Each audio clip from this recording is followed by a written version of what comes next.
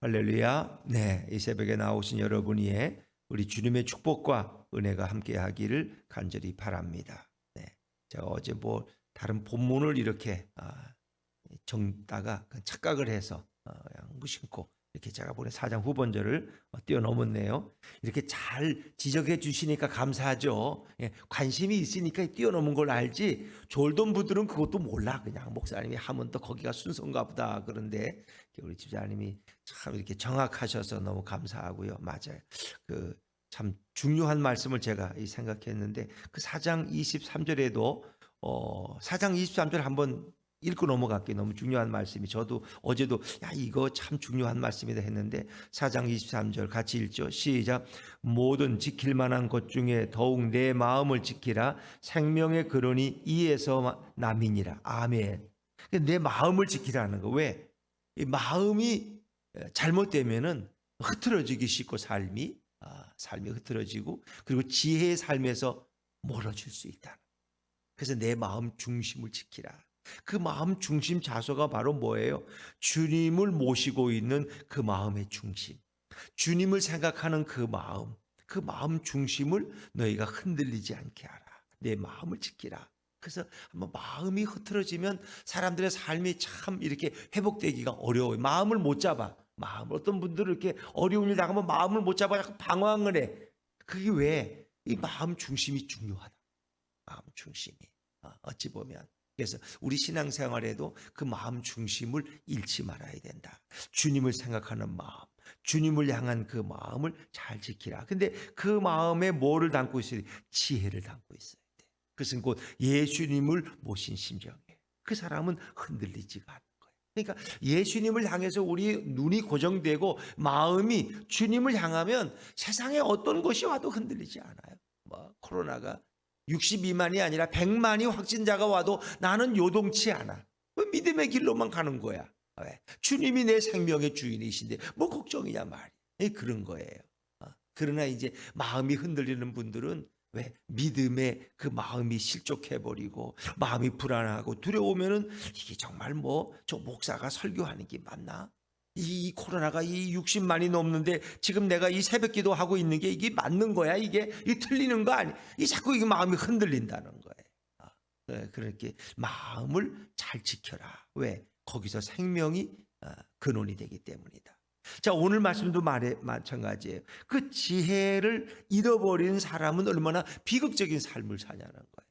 그래서 끝까지 그 지혜를 주의해서 지혜를 지키라. 그것은 곧 예수님을 모시고 살아가는 인생이 되라는 거예요. 자, 우리 1절과 2절 말씀을 다시 한번 읽어볼게요. 1절과 2절입니다. 시작. 내 아들아 내 지혜에 주의하며 내 명철에 내 귀를 기울여서 근신을 지키며 내 입술로 지식을 지키도록 하라. 이 지혜에 주의하라는 것은 지혜를 떠나지 말라는 명철에 귀를 기울이라는 것은 그 지혜가 주는 그 명철에 늘 귀를 기울이고 지혜의 말에서 벗어나지 말라. 왜? 지혜가 너무 중요하니까. 그 지혜라는 건 곧 누구예요? 예수님을 가리키는 거예요. 예수님을 늘 주위에서 따르고 예수님의 말씀에 귀를 기울이고 예수님을 모시고 살아가라. 너 마음 중심에 예수님으로 가득 채우라는 거예요. 그것이 2절에도 근신을 지키며 이게 신중한 삶이에요. 예수님을 모신 사람은 늘 신중해요. 모든 것이. 왜? 주님께 물어봐야 되니까. 이렇게 할까 저렇게 할까 내 마음으로 이렇게 하지. 어떤 사람은 또 뭐 동전을 던져서 앞면이 나오고 뒷면이 나오고 에이 오늘 이렇게 해. 그냥 이렇게 그냥 그렇게 하자 뭐 이럴 수도 있어요. 그런데 그런 신중해. 주님께 물어봐야지. 주님이 허락하셔야 돼. 이런 신중한 태도. 그리고 입술로 지식을 지키는 거예요. 함부로 말하지 않고. 그렇죠? 함부로 횡설수설하지 않고 그 입술로 범죄하지 않아요. 왜? 그가 늘 지혜를 따르는 사람이기 때문에. 예수님을 모신 사람이기 때문에.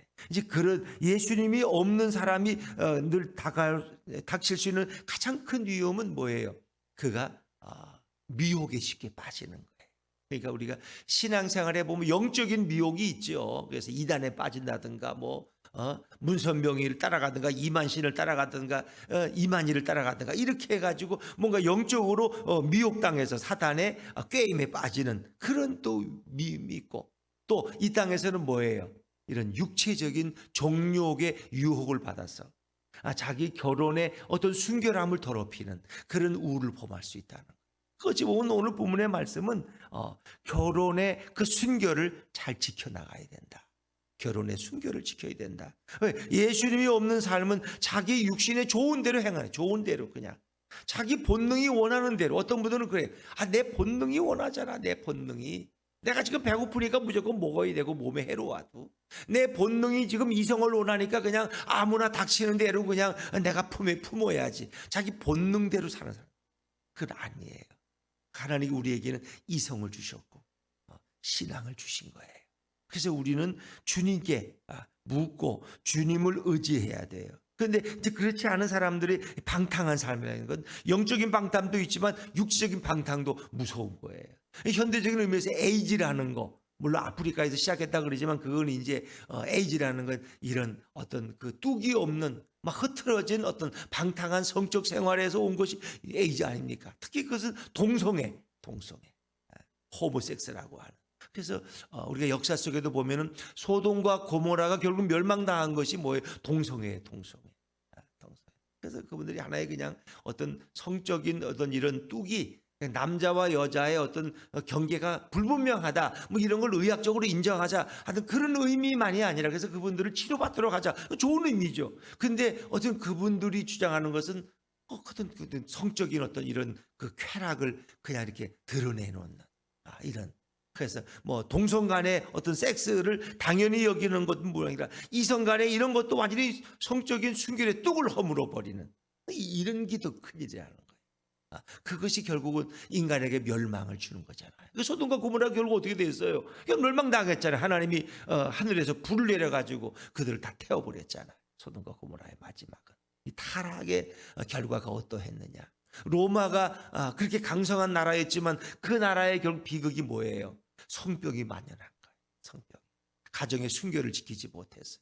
그 성병이 만연하니까 에이즈와 같은 것들이 하니까 아이들을 낳으면 그 아이들이 뭐 이렇게 매독에 걸리고, 매독이라는 걸 얼마나 무서운지 알잖아요, 여러분. 이제 그런 게 만연하니까 이게 뭐 올바른 사람이 없는 거야. 그 다음에 로마의 관리들이 어떻게 해요? 그래도 순결한 크리스찬 여성들을 데리고 오자. 신앙은 다르지만. 그래서 그들이 믿는 예수는 우리가 원치 않지만 그 여인들을 삼아야지 그들은 매독이 걸리지 않고 성병에 걸리지 않은 순결한 처녀들이다.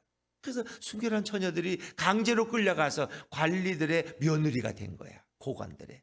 그러면서 그들이 자기 자식들에게 신앙을 심어주고 예수를 심어줘서 결국은 AD 310년 콘스탄틴 대제 때 기독교가 국교화가 되잖아요.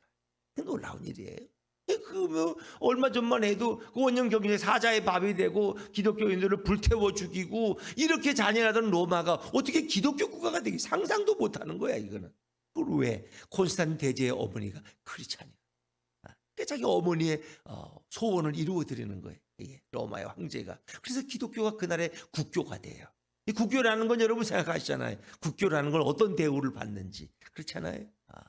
그러니까 참 이게 하나님께서는 이런 성적인 타락, 이게 참 어찌 보면 이게 그 나라를 망하게 하는 원인이 되는 거예요. 근데 이제 그런 것이 오늘 이 시대에도 사실은 만연되어 있어서 어떤 가정의 뚝이 무너져 버리고 결혼의 순수성이 파괴돼 버리고 또 결혼을 또 안 하려고 하는 사람들도 그 중에는 또 나는 한 남자 한 여성에게 만족할 수가 없어. 그냥 내가 좋으면 그냥 동침하는 거고 내가 좋으면 같이 애인 삼는 거지. 뭐 결혼 가정 그런 게 어디 있어? 순결이 어디 있어? 이렇게 또 막 살아가는 젊은이들의 이렇게 어떤 이 사회의 잘못된 흐름에 따라가는, 이렇게 해서 결혼도 서두르지 않고 그냥 이 사람 저 사람 그냥 애인만 바꿔가면서 이렇게 사귀는 이런, 또 그러다 보니까 뭐 이런 스와핑이라는 어떤 잘못된 또 용어도 생기고, 그래서 어떤 하나님이 정하신 가정의 순수성이 깨어져 가고 있다는 거예요. 우리가 창세기에도 보면 사람이 그 부모를 떠나서 아내와 합하여 그 둘이 한 몸이 될지니라. 그래서 성경은 결국 한 아내와 한 남편을 인정하고 있는데 그것이 다양한 형태로 변질되어서 가정의 순결성이 깨어진다는 거죠. 이제 이런 참 우리가 좋은 이런 전통을 자꾸 잃어버리는 그런 안타까움이 있어요. 그래서 오늘 성경은 가정의 순결을 지켜라 하는 거예요. 자, 우리 좀 더 나아가 보죠. 3절, 4절, 5절 말씀, 3절, 4절, 5절 말씀 한번 같이 읽어볼게요. 시작. 대저 음녀의 입술은 꿀을 떨어뜨리며 그의 입은 기름보다 미끄러우나 나중은 쑥같이 쓰고 두 날 가진 칼같이 날카로우며 그의 발은 사지로 내려가며 아멘. 3절에 보니까 음녀의 입술, 이게 이제 음탕한 여인을 가리키는 거예요. 이런 남성들을 하나님 미혹해서 예전에 보면 뭐 창기와 같은 그런 어떤 사람들을 유혹하는 걸 음녀라고. 음녀의 입술은 꿀을 떨어뜨리며 그것은 그 말이 그렇게 달콤하다는 거예요. 달콤하다는 거예요. 그 유혹하는 그 여인의 언어가 너무 꿀처럼 그냥 달고 입은 기름보다 미끄러워. 말이 아주 그럴듯해. 말이 그렇게 해서 경건한 청년들이 또 어떤 혈기왕성한 젊은이들이 거기에 유혹에 빠져가는 거예요. 그렇게 나와 동침하자, 나와 즐거움을 누리자, 인생은 행복이 아니냐 이러면서 마치 육체적인 어떤 성적인 쾌락에 모든 행복이 있듯이 이렇게 사람들을 유혹한다는 거예요. 그것이 그 말이 얼마나 이렇게 꿀을 떨어뜨리는 것처럼 매력적이고 미끄럽게 들려진다. 그러나 그 결과는 어떻게 해요? 비참하다. 거기에 끌려가면은 4절과 5절의 결과고 그들의 나중은 쑥같이 쑥이 쓰잖아요. 그 쓴 결과가 되는 거예요. 두 날 가진 칼같이 날카로우며 자기를 찌르는 거예요. 자기 영혼을 찌르고 자기 육신을 결국은 해치는 거예요. 그 결과가. 그게 뭐 지금도 그렇지만 그때도 마찬가지잖아요. 그렇죠. 자기 가정에 아내가 있는데 또 다른 어떤 유혹하는 여인과 동침을 해서 가정을 벗어나게 되면 그 결과라는 것은 가정이 파괴되어지고 영혼이 파괴되어지는 거예요. 그래서 5절에 보니까 그의 발은 죽음의 땅 사지로 내려가며 그의 걸음은 스올로 나아가. 스올이라는 것은 음부야. 음부 지옥으로 떨어진다는 거예요. 결국 영혼이 파괴되어 버리고. 그렇죠. 그래서 성경에서는 이런 아내와 남편의 그 순결한 사랑을 결국 뭘로 에베소 5장에 보면은 그리스도와 교회의 관계로 설명하잖아요. 그렇죠? 교회는 그리스도의 몸이고 그리스도는 교회의 머리야. 그런데 그 교회와 그리스도 신랑과 신부된 그 두 관계가 너무 아주 진실한 거예요. 그래서 마치 그것은 남편과 아내의 관계는 신랑과 신부의 관계를 설명하고 있는 거죠. 그래서 그 교회는 그리스도를 사랑하고 의지하고 또 그리스도는 그 교회를 위해서 자신의 생명을 내어주시는, 예수님은 우리 성도를 위해서 자신의 생명까지 내어주시잖아요. 이제 그런 관계로 남편과 아내의 사랑을 이야기하고 있는 거죠. 자, 그래서 그렇게 타락한 여인의 유혹을 따라가면은 결국 그 인생이 비참한 인생이 된다 하는 것입니다. 된다. 그러나 그걸 처음에는 모르는 거죠. 우리 6절 말씀 읽어볼까요? 6절입니다. 시작. 그는 생명의 평탄한 길을 찾지 못하며 자기 길이 든든하지 못하여도 그것을 깨닫지 못하느니라. 결국 음녀의 잘못된 길을 따라가면서도 그것이 잘못된 걸 깨닫지 못해. 무지하니까, 미련하니까. 이 세상 모든 걸 다 얻은 것 같아. 야, 이제 내가 드디어 세상의 모든 걸 다, 그게 얻은 게 아니라 망하는 길이야. 결국 아이들을 길거리로 내쫓고 이게 그래서 참 미국 사회들을 보면은 거의 이렇게 학교에서 가정 환경을 조사하면은 자기 아버지 어머니하고 친아버지 어머니하고 사는 애가 많지 않다는 거예요. 다 양부, 다시 재혼한 아버지, 재혼한 어머니와 사는 아이들이 너무 많아. 그렇지 않으면 할머니의 손에 의해서 키워지고 아니면 이렇게 양육기관에 가서 키워지고 부모가 헤어지고 그냥 이렇게 해서 누구도 양육하지 않는 이렇게 버려진 아이들이 너무 많고 그것이 또 사회적인 문제가 된다는 거예요. 자, 그래서 이제 성경은 거기에 대해서 경계하는 거예요. 그런 유혹을 따라가지 말라는 거예요. 그것은 결국은 비극으로 너의 인생을 이끈다는 거예요. 자, 우리 7절, 8절, 9절입니다. 7절, 8절, 9절을 이어서 읽죠. 시작. 그런즉 아들들아 나에게 들으며 내 입에 말을 버리지 말고 내 길을 그에게서 멀리하라. 그의 진문에도 가까이 가지 말라. 두렵건대 내 존용이 남에게 잃어버리게 되며 내 수한이 잔인한 자에게 빼앗기가 될까 하노라. 두렵건대 거기까지만 읽죠. 9절까지만. 자, 7절에 보니까 아들들아 나에게 들으며 지혜의 말을 들으라는 거예요. 주님의 음성을 들으라는 거예요. 내 입에 그 지혜로운 말을 버리지 말고 그 주님의 음성에 귀를 기울이라는 거예요. 이제 그리고 어떻게 해요? 8절에 보니까 내 길을 그에게서 멀리하라. 그라는 건 음녀의 길, 이 방탕한 길, 타락한 길에서 멀리하라는 거예요. 그의 집문에도 가까이 가지 말라. 그 집문은 이 음녀의 집 앞에도 가지 말라는 거예요. 그 근처도 가지 말라는 거예요. 왜 9절에 보니까 두렵건대 뭐를 잃어버려요? 뭐를 다 빼앗겨요? 존영이 남에게 잃어버리는. 존영이라는 것은 그의 아름다운 명예로운 삶이야. 그 가정의 아름다운 명예와 모든 것을 한 번에 다 빼앗겨버리고, 내 소환이 잔인한 자에게 빼앗기가, 소환이라는 것은 힘 있는 인생이야. 그의 멋진 힘 있는 패기 넘치는 인생이 결국 잔인한 자에게 다 빼앗겨서 그 인생이 수포가 되는 거예요. 패배한 인생이 되는 거예요. 10절에 보니까 두렵건대 타인이 내 재물로 충족하게 되며, 너 가진 재물이 누구의 손에 갈지 몰라. 재물을 다 뺏긴다는 거예요. 결국 타락해버리면 타인이 내 재물로 만족하게 산다.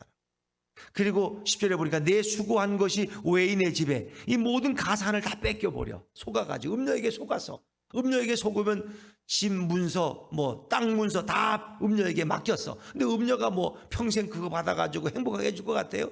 다른 남자의 품으로 그 재물을 가지고 도망가, 더 젊은 남자의 품으로 가버리니까 이 사람은 껍데기가 돼가지고 집 문서, 땅 문서 다 뺏기고 거지가 돼 사는 거야. 그래서 노숙자가 그렇게 해서 된 사람이 한두 명이 아니에요. 자기 있는 재산. 그러니까 이렇게 여인들이 정말 남자를 사랑해서 난 당신밖에 없다고 하는 거 아니라 그의 재물이 탐나는, 그의 재물이 좋고 그의 배경이 좋아서 그것만 얻으면 거기 교회 늙은이 괜히 모실 게 뭐 있어, 그냥 가버리지. 안 그래요 여러분? 결국은 그가 재물을 노리고 있다는 거예요. 음녀들은. 그러니까 어리석은 일에 빠지지 말라는 거예요. 결국은 늙고 노쇠해져서 뭐예요? 결국은 비참하게 한탄하는 인생이 될 수 있다는 거예요. 자, 그것이 주님의 음성을 듣지 않은 결과라는 거예요. 11절, 12절, 13절 말씀 같이 한번 읽죠. 11절, 12절, 13절 시작. 두렵건대 마지막에 이르러 내 몸, 내 육체가 쇠약할 때에 내가 한탄하여 말하기를 내가 어찌하여 훈계를 싫어하며 내 마음이 꾸지람을 가벼이 여기고 내 선생의 목소리를 청종하지 아니하며 나를 가르치는 이에게 귀를 기울이지 아니하였던고. 그 후회가 된다. 내가 그때 깨달아야 되는데. 그래서 마지막에는 피폐해지고 육체가 쇠약해지고 가진 것도 다 뺏기고 음녀에게. 그래서 노숙자같이 되었을 때 그때 후회해봐야 뭐하냐는 거예요. 12절에 어찌하여 훈계를 싫어하며. 훈계라는 건 왜 내가 하나님의 법을 떠났는가, 내가 왜 지혜를 듣기 싫어서 결국은 내가 왜 주님을 버리고 내가 이 음탕한 길로 타락한 길로 왔던고. 내가 코로나 핑계 대면서 집에서 영상 예배 드린다고 교회도 빠지기 시작이 1년이 넘었고, 그리고 영상 예배도 드리다가 한 달에 한 번씩 드리고 그 다음엔 귀찮아서 그것도 그냥 안 드리고 결국 나중에 다 후회가 된다는 거예요. 이것저것 핑계해야 돼. 그리고 주님의 음성에 귀를 기울이지 않아. 결국 그 인생이 이렇게 비참한 결과를 가져온다는 거예요. 훈계를 싫어하며 내 마음이 꾸지람을 가벼이 여기고. 주님이 늘 책망하고 주님이 늘 불러요. 간절하게 우리를 부르시지만 우린 그거 외면해버리고, 돈 좀 더 벌 수 있는데, 직장에 나가면 지금 주일날도 가서 돈 벌면 내가 야근 수당 받을 수, 자꾸 돈 때문에 가다 결국은 가정도 잃어버리고 자기의 영혼의 순수성도 파괴해버리고 결국 비참한 인생이 된다. 13절에 내 선생의 목소리를 청종하지 아니하며 나를 꾸짖는 내 교사의 음성에 귀를 기울이지 않고 나를 가르치는 이에게 귀를 기울이지, 내 믿음의 교사들을 멀리했다는 거예요. 결국은 다 주님을 떠난 인생에 후회되는 이야기죠. 돈 좀 더 벌려고 좀 더 빨리 좀 해서 신앙생활은 나중에 해도 되잖아. 지금은 돈 벌어야 돼. 지금은 이렇게 하다 결국은 영혼이 파괴되고 결국 이렇게 모든 것이 다 음녀에게 내어주고 노숙자가 되어 살아가는 그런 사람들의 불쌍한 얘기를 하고 있는 거죠. 결국은 가정의 순결을 지키는 것이 너무 중요하다. 돈 버는 것보다, 직장에서 출세하는 것보다 내 하나님이 내게 주신 아내를 사랑하고 내 남편을 소중히 여기고 내 자녀들에게 관심을 갖는 것이 가장 중요한 일이라는 걸 성경은 말해주는 거예요. 그래서 이제 15절부터는 이렇게 음녀에게 빠지지 않는 비결이 뭐냐? 그것은 바로 내 하나님이 주신 아내와 남편을 귀중히 여기라는 거예요. 자, 15절 16절입니다. 15절 16절 같이 읽죠. 시작. 너는 내 우물에서 물을 마시며 내 샘에서 흐르는 물을 마시라. 어찌하여 내 샘물을 집 밖으로 넘치게 하며 내 도랑물을 거리로 흘러가게 하겠느냐. 이것은 이제 그 당시 사회가 남성 위주의 사회니까 너는 내 우물에서 물을 마시라. 내 샘에서 물을 마시라. 우물과 샘은 예전엔 너무 귀한 거예요. 우물이 없으면 못 살아요. 샘이 너무 귀해요. 그것은 아내를 가리키는 표현이에요. 아내를. 하나님이 내게 주신 내 아내와의 관계에서 행복을 찾으라는 거예요. 내 우물, 너의 아내에게서 물을 마시라는 것은 하나님이 주신 아내만을 사랑하라는 거예요. 그리고 그 혼인의 순결을 지키라는 거예요. 내 샘에서 흐르는 16절도 마찬가지. 어째 내 샘물을 집 밖으로 넘치게 하며 내 도랑물을 거리로 흘러가게 하겠느냐. 그래서 아내든 남편이든 누군가 밖으로 나가서 어떤 성적인 만족을 얻으려고 하는 이런 방탕한 삶을 가리키는 거예요. 밖에 나가서 만족을 얻으려고 하지 말아라.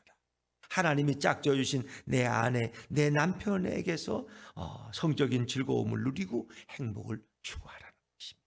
밖에 나가서 얻고자 할 때 결국 그것은 그를 파멸로 이끌고 만다는 거예요. 자, 17절, 18절 계속해서 17절, 18절입니다. 시작.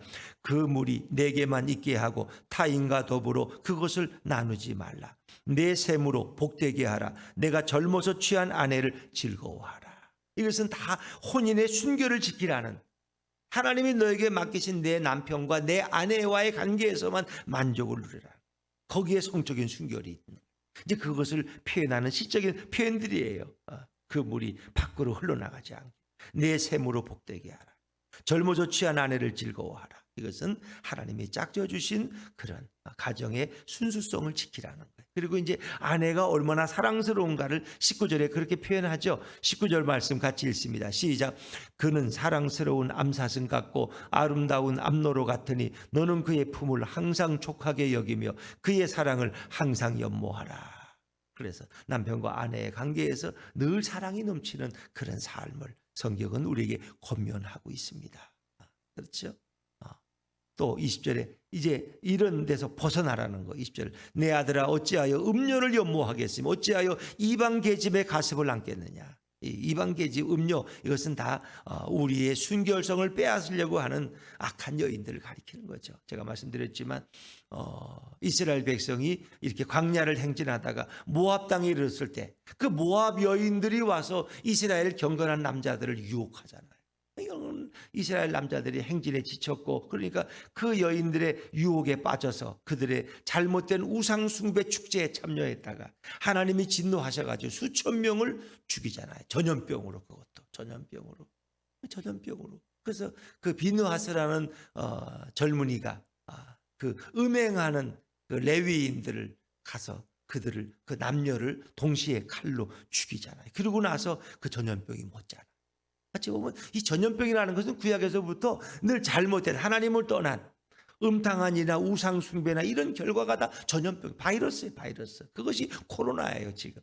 그런데 우리도 결국은 이 지구촌이 너무 하나님 앞에서 타락했고 하나님의 창조하심을 인정하지 않고 인간은 원숭이로부터 왔고 진화론이나 주장하고 성적인 어떤 순결을 지키지 않고 완전히 가정이 와해되어 버리는 이런 모든 것을 하나님이 경고하시는. 근데 우리는 그걸 못 깨달아요. 왜 더 좋은 백신이 왜 안 나온대? 이거 언제나 코로나가 끝난대? 이건 뭐예요? 하나님 앞에 회개하고 나가야 되는 거예요. 가정을 회복해야 되고 창조주가 주님이심을 고백해야 되는데 학교에 가면 다 진화론 가르쳐. 진화론 가르쳐. 하나님이 없어. 학교에 가면은 다 그건 다 전설의 동화에 나오는 얘기고 인간은 다 아메바라는 작은 물질에서 이렇게 그것이 변형돼서 나온 거고 결국 인간의 조상은 원숭이 새끼고 이 얼마나 자기가 원숭이니까 뭐 인간의 생명이 같이 있어요. 툭 하면 자살해버리고 그냥 죽어버리고. 이 참 불행한 거예요. 왜? 하나님이 창조주시다. 하나님이 내 생명의 근원이시다. 우리는 하나님께로 돌아가야 된다는 걸 우리가 깨달아야 되는데 현대 교육이 그걸 가르치질 못해. 그리고 자꾸 사회주의라든가 공산주의 이런 잘못된 것을 자꾸 넘어주기 때문에 이 종교주라든가 이런 출발은 그렇지 않은데 근데 자꾸 이렇게 사회주의적인 사상을 집어주고 통일이라는 이름 하에서 자꾸 북한을 동경하게 만들고 결국 이 결과가 어떻게 되게 되냐. 물론 통일의 꿈을 이루는 것은 좋은 의도지만은 그것이 잘못되면 결국 나라도 위험해지고 결국 우리가 하나님을 떠나는 민족이 될까 봐 북한은 자랑스러운 게 아니고 하나님이 없는 땅이야. 그걸 자꾸 동경하면 안 되지. 우리가 잘 사는 길은 하나님을 경외해야 돼. 하나님을 예배하는 우리 자녀들이 되도록 그렇게 해야 돼. 저는 우리 교회 뭐 자랑할 것이 다른 것도 많겠습니다만은 이렇게 60만이 돼도 주일 학교가 쉬지 않는 건 너무 자랑스러워. 이렇게 되면은 교회 학교 모이는 교회가 거의 없어요. 근데 우리 교회 학교는 거의 한 번도 빠진 적이 없어. 아이들이 이렇게 나와서 하나님을 찬양하고 예배하고 그리고 돌아가. 참 우리가 아이들이 어려운 때에도 하나님을 경배하는 것처럼 귀한 일은 없다. 우리 자녀에게 해줄 수 있는 가장 좋은 유산은 뭐예요? 그 자녀에게 예수님을 심어주는 거예요. 하나님을 알게 하는 거예요. 그것이 가장 중요한 거죠. 자, 왜? 하나님은 이 모든 걸 지켜보고 계시기 때문에. 자, 우리 좀 더 나아가서 21절입니다. 21절 시작. 대저 사람의 길은 여호와의 눈앞에 있나니 그가 그 사람의 모든 길을 평탄하게 하시느니라. 아멘. 대저 사람의 길은 누구의 눈앞에? 하나님 앞에. 하나님이 다 보고 계신다. 하나님이 다 감찰하고 계신다. 그가 그 사람의 모든 길을 평탄하게 하시느니라. 하나님이 돌보신다는 거예요. 결국 예수님은 오늘도 우리를 보고 계시고 우리의 길을 인도하고 계시는데 그분이 바로 인생의 주도권을 가지고 역사의 주관자가 돼서 이 모든 걸 이끌어 가시는데 우리는 예수님을 찾지 않고 하나님을 찾지 않고 자꾸 엉뚱한 데서 뭔가 구원의 길이 올 것을 기대한다. 잘못된 거예요. 결국은 지혜가 없는 사람, 예수님을 잃어버린 사람은 이렇게 음료의 미혹에 빠져서 인생을 다 빼앗기고 결국은 지옥에 떨어지는 인생이 된다는 거예요. 그러게 돼 우리는 지혜로운 자, 예수님을 모신 인생은 가정을 소중히 여기고 하나님의 짝지으신 남편과 아내를 사랑하고 연모하고 거기서 행복을 찾고 자녀들에게 하나님을 가리키고 예수님을 심어주는 그런 가정이 이 시대 건강한 가정이 될 수 있다는 거예요. 자, 그러나 이렇게 어리석은 인생은 결국은 파괴되어 가는 거죠. 22절, 23절 결국은 멸망하는 가정을 얘기하는 거예요. 22절, 23절 시작. 악인은 자기의 악에 걸리며 그 죄의 줄에 매이나니 그는 훈계를 받지 아니함으로 말미암아 죽겠고 심히 미련함으로 말미암아 혼미하게 되느니라. 혼미, 분별력을 잃어버려. 뭐가 옳은지 그른지를 몰라요. 뭐가 가치 있는지를 몰라요. 뭐가 가치 있는 거예요? 물질이 가치 있는 겁니까? 세상 명예가 가치 있는 겁니까? 아니에요. 하나님이 가장 귀한 것이고 예수님의 말씀이 우리 인생을 새롭게 하는 거예요. 근데 혼미하게 돼서 그걸 몰라. 미련해졌어. 그리고 훈계를 받지 아니함으로 결국은 죽는 인생, 지옥에 떨어지는 비극적인 인생이 돼.